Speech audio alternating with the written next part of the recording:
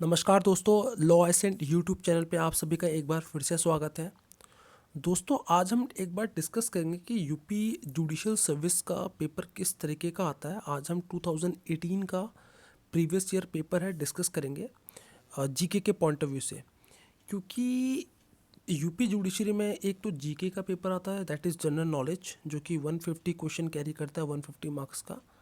और एक जो इनका क्वेश्चन हमारा दूसरा जो पेपर होता है that is also carry 150 marks, और वो 150 क्वेश्चन सॉरी, और जो कि एक क्वेश्चन 2 मार्क्स का होता है, यानी कि 300 मार्क्स। तो ओवरऑल 450 मार्क्स का पेपर होता है दोनों। एक जीके का पेपर होता है और एक लॉ पेपर होता है। दोनों ही प्रिलिमिनरी पेपर होते हैं, एक ही दिन में 2 पेपर होते हैं। और उसके बाद जो ये क्वालिफाई करता है उसको उनको मेंस के लिए बुलाया जाता है। सो यूपी जुडिशरी का जो सबसे इम्पॉर्टेंट एस्पेक्ट ये है, यूपी जुडिशरी हो गया और बिहार जुडिशरी हो गया, कि आपको जीके नॉलेज, यानी कि आपका जो जीके का पेपर है, जनरल स्टडीज़ का पेपर है, अगर आपने उस पर अच्छी तरह से वर्कआउट नहीं करा है, आप लॉ में भले ही कितने बेहतरीन हो, तो आप अगर जीके पे कमांड नहीं करोगे ना, तो आपके लिए खाली लॉ के दम पे कट ऑफ को क्वालिफाई करना प्रीलिम्स का बहुत मुश्किल हो जाएगा। क्योंकि बहुत से मैंने स्टूडेंट्स देखे हैं जो कि बेसिकली जिनका लॉ तो बहुत स्ट्रांग होता है, बट वो जीके पे ज़्यादा कमांड नहीं रहता, तो उनके लिए पेपर क्वालिफाई करना बहुत मुश्किल हो जाएगा फिर। तो अनलेस एंड अनटिल आपको जीके पे अच्छी खासी कमांड बनानी पड़ेगी। तो एक बार हम डिस्कस करते हैं जीके का पेपर। आज हम जीके का डिस्कस करेंगे, उसके बाद जो अगली वीडियो होगी नेक्स्ट, उस पर मैं लॉ का पेपर डिस्कस करूँगा। तो हम सेट ए पेपर जो है हम उसको एक बार डिस्कस करते हैं। बीच बीच में आपको बताता भी चलूँगा कि आप किस तरीके से जीके के, खास करके अगर आप जनरल स्टडीज़ की तैयारी करना चाहते हैं, यूपी को टारगेट अगर आप अपने करें, तो किस तरीके से करना है। तो पहला क्वेश्चन है कि वोटर्स पार्टिसिपेशन जो होता है किसी भी डेमोक्रेटिक प्रोसेस में, वो नेशनल वोटर डे मनाया जाता है। तो नेशनल वोटर डे कब मनाया था भारत में? तो उसका आंसर सिंपल है, 25 जनवरी। ठीक है, आपको एक बार आइडिया मिल जाएगा ब्रीफ कि पेपर कैसा आता है, क्या आपको पढ़ना है, किस तरीके से पढ़ना है। क्योंकि अगर मैं सारे क्वेश्चन इसके डिस्कस करूँगा ना, तो ये वीडियो बहुत लंबी हो जाएगी, आप बोरिंग हो जाओगे आप। क्योंकि मैंने मोस्टली देखा है बच्चे पूरी वीडियो तो सुनते नहीं हैं, बट मैं सजेस्ट चाहूँगा कि भाई पूरी वीडियो सुने, आधा अधूरा ज्ञान ना सुने। सेकंड क्वेश्चन कह रहा है कि मैच द फॉलोइंग है, तो फंडामेंटल ड्यूटीज़ है ऑब्वियसली ये 42nd अमेंडमेंट 1976 से आया था, स्वर्ण सिंह कमेटी। बेसिक फीचर जो है कॉन्स्टिट्यूशन का, वो हमारा किस में है, वो केशव नंदा भारती केस में डिस्कस हुआ था। एबॉलिशन ऑफ अनटचेबिलिटी, इसका आर्टिकल 17 होगा। और अमेंडमेंट ऑफ कॉन्स्टिट्यूशन ये होगा हमारा आर्टिकल 368। सो ए का तो हमारा होगा 3, तो इट मीन्स ऑप्शन हमारा क्या होना चाहिए, ए का 3 होगा, बी का 4 होगा, सी का 1 होगा, डी का 2 होगा। ठीक है।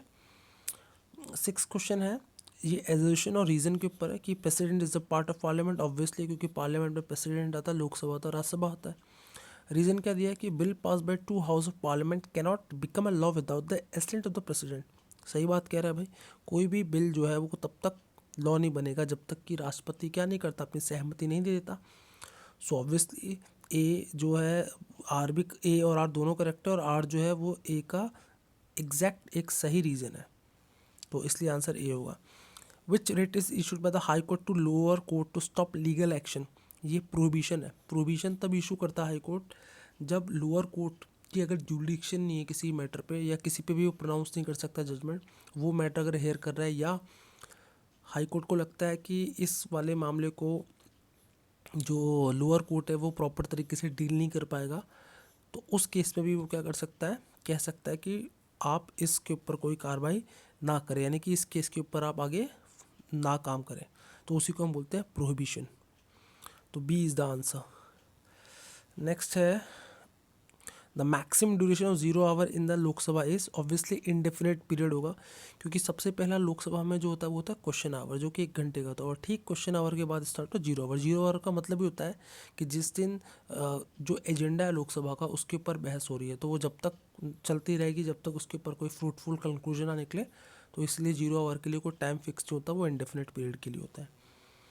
इसी तरीके से क्वेश्चन 8 है, कह रहा है कि which of the following task is not performed, कौन सा टास्क है जो इलेक्शन कमीशन परफॉर्म नहीं करता। तो इलेक्शन कमीशन एक कॉन्स्टिट्यूशनल बॉडी है पहली बात तो भाई इलेक्टोरल रोल्स ऑप्शन ए है, बिल्कुल सही है, करता है।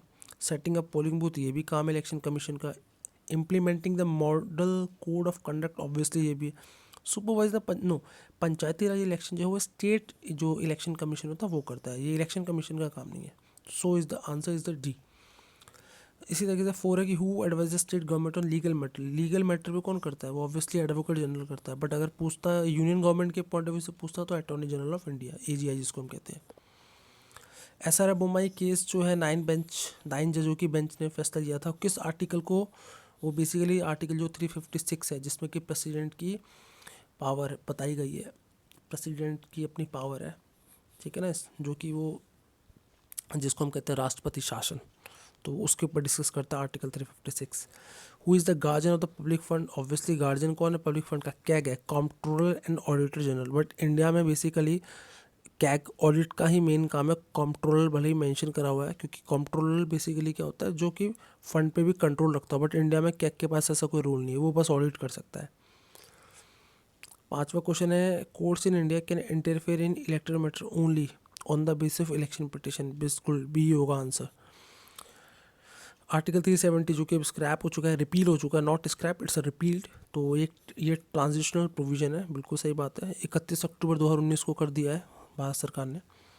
तो आप देखिए पेपर तो आसान है, पेपर नहीं है, आप थोड़ा व्यू देखते रहिए so that you can get an idea कि how you should prepare for the general studies in case you are preparing for the UPJ is your target, क्योंकि वैकेंसीज तो आएगी, इस साल नहीं आ रही बट नेक्स्ट ईयर 2022 में वैकेंसी आएगी, तो आप वैकेंसी निकलेगी उसके बाद तैयारी करने से अच्छा है कि अभी से आप प्रिपरेशन में लग जाइए, ठीक है। तो पेपर नॉर्मल ही रहता है, इट्स नॉट टफ।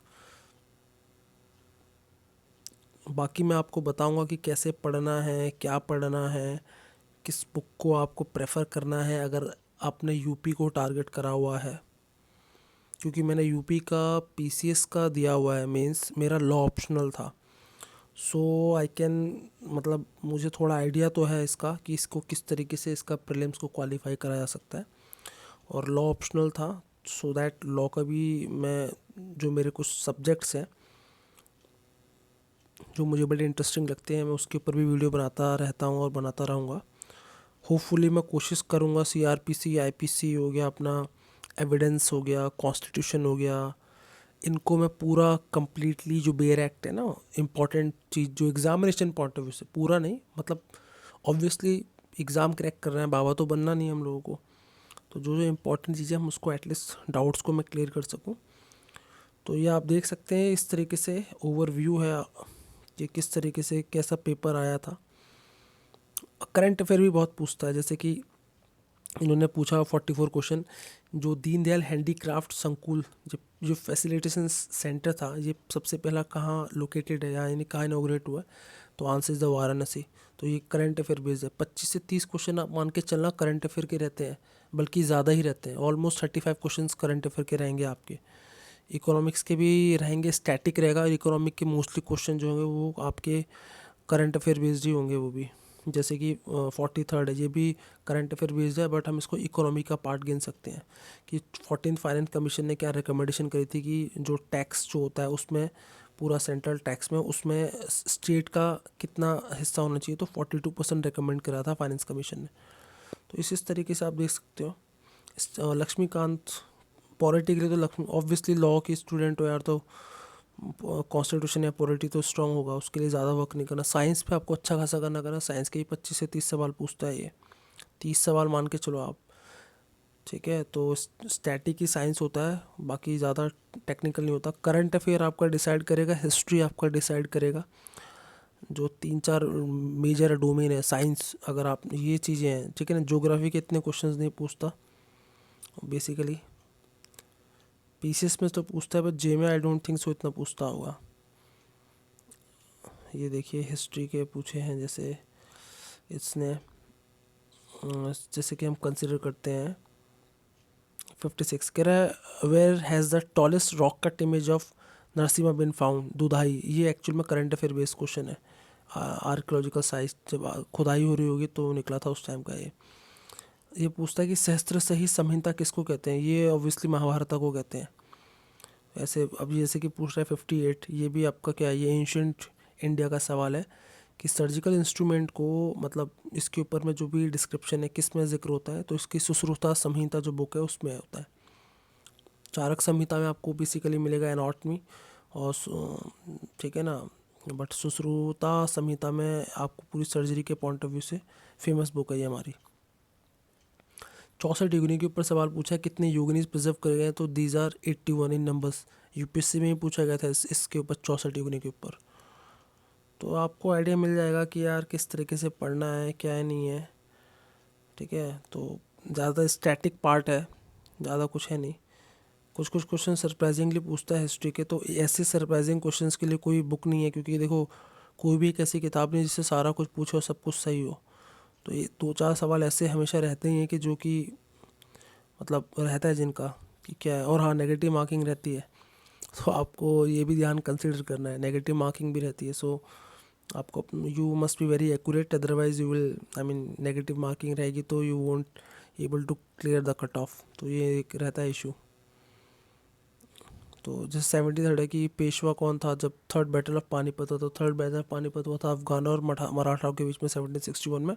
तो बालाजी जो बाजीराव थे वो उस समय पेशवा थे। किताब उन्होंने किसने लिखी थी, ये लिखी थी अल बरूनी ने। 74 क्वेश्चन है। बहुत से क्वेश्चन आपको ना बड़े स्टैटिक मिलेंगे जो आपने पढ़े हुए हैं, बट एक्चुअली वही है ना, एग्जामिनेशन पॉइंट ऑफ व्यू याद रहता है नहीं रहता, वो बड़ा इंपॉर्टेंट है। 75 में इससे पूछा कि काबुली बाग मॉस्क्यू जो है पानीपत में किसने बनाया था, बाबर ने बनाया था, क्योंकि जब पहला पानीपत का युद्ध हुआ था इब्राहिम लोदी और बाबर के बीच में 1526 में, तो उस समय उसने अपने जो सैनिक थे उनके लिए, ताकि वो पूजा नहीं, उनके लिए नमाज होती है मुसलमानों में, तो वो कर सके इसलिए उसने मॉस्क्यू बनाया था। बीरबल का रियल नेम क्या था, महेशदास। ये बड़ा इंपॉर्टेंट क्वेश्चन है, काफ़ी बार पूछा गया है। ऐसे ही पूछ लेगा प्रेमचंद का बताइए रियल नेम क्या है, तो यू मस्ट नो कि धनपत राय श्रीवास्तव। ये सवाल पूछ रहा है यार, पेपर का लेवल बढ़ रहा है, तो आप मान के चलो आपकी तैयारी उस तरीके से होनी चाहिए। ये आपको थोड़ा आइडिया देगी कि किस तरीके का जीके का पेपर पूछता है।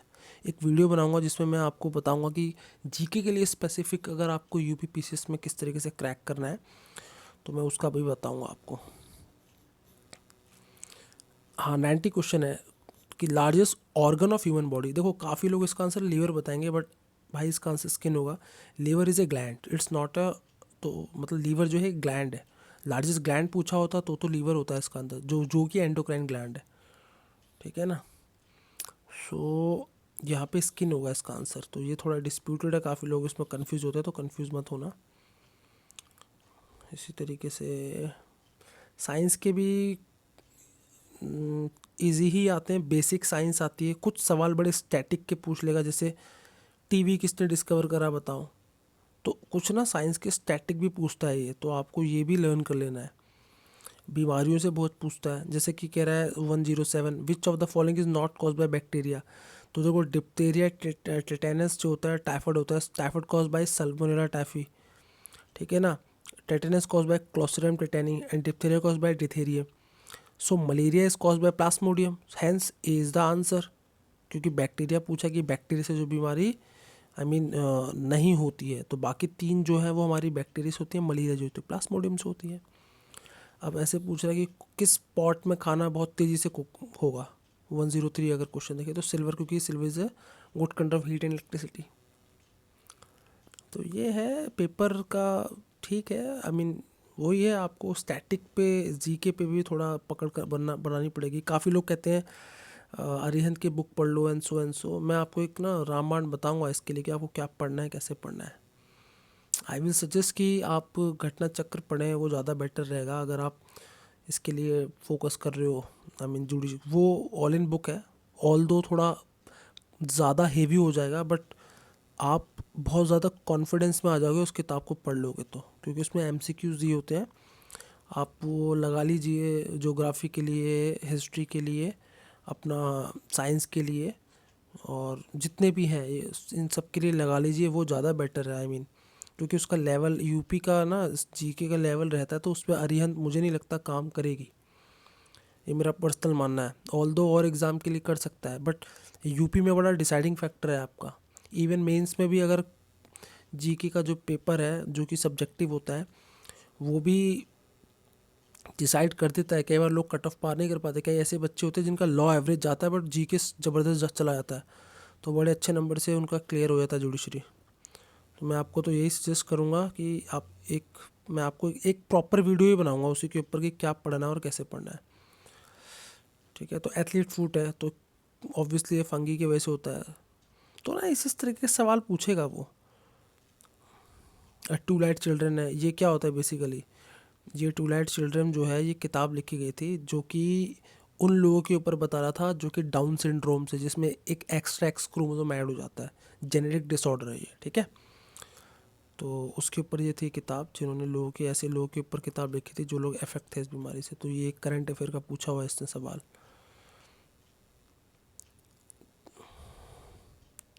देखिए करंट अफेयर के बहुत है, करंट अफेयर को इग्नोर नहीं कर सकते। 35 to 40 क्वेश्चंस मार्जिन मान के चलो आप इसमें है करंट अफेयर के। नेगेटिव मार्किंग भी है, तो आपको अपनी तैयारी बड़ी ज़बरदस्त रखनी है। तो इससे आपको थोड़ा ना आइडिया मिल जाएगा कि how you have to target your UP J for the 2022 considering the GK paper of previous year of 2018। तो आपको एक आइडिया तो ज़रूर मिल रहा होगा इससे। सो काफ़ी लोग मुझे पूछ रहे थे एक बार कि सर यूपी पीसीएस जे का एक बार आप जीके का पेपर ज़रूर डालिए। तो यार काफ़ी मशक्क़त से ये पेपर मिला है, तो आपको थोड़ा आइडिया मिल जाएगा। लॉ का जो है पेपर मैं वो भी डाल दूंगा, नेक्स्ट वीडियो जो होगा वो मैं लॉ का पेपर डालूंगा 2018 का, सो दैट जो लोग नए बच्चे हैं जो देने चाह रहे होंगे तो उनको भी आइडिया मिल जाएगा।